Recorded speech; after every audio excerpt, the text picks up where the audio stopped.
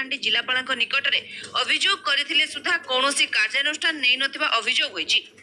एहार प्रतिवाद रे कांग्रेस नेता दिगंबर दुरिया कुक्षरा बीडीओ को एक दाबी पत्र देबा सह आगामी एक सप्ताह रे कार्यानुष्ठान ग्रहण न कले आंदोलन कराजिबो बोली से चेतावनी दैछन्ति।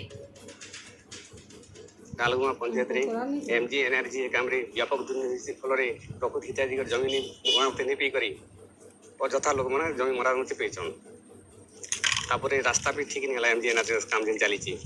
पुनर्बार तदंत करवार जो वीडियो आम दायित्व दीचु जदि 7 दिन भीतर तार कौन कार्यानुष्ठान ग्रहण करा जाए कि तदंत करा जाए आम धारणा बसबू मैंने जान जे प्राय 1 मास तले कालगुआ ग्राम पंचायत जनसाधारण कुक्षरा बीडीओ समेत जिलापाल पीडीडीआरडी अन्य अधिकारी मानके पंचायत एमजीएनआरजी भयंकर भाव में दुर्नीति होता कथा गोटे अभियोग आनिक दरखास्त देते कि दुखर कथा 1 मास बीतीगला से दुर्नीति जेन मैंने संपृक्त अच्छी विरुद्ध एपर्यंत कौन कार्यानुष्ठान नहीं कलाहांडी कोक्षरारू सनत प्रधानी कोणार्क न्यूज।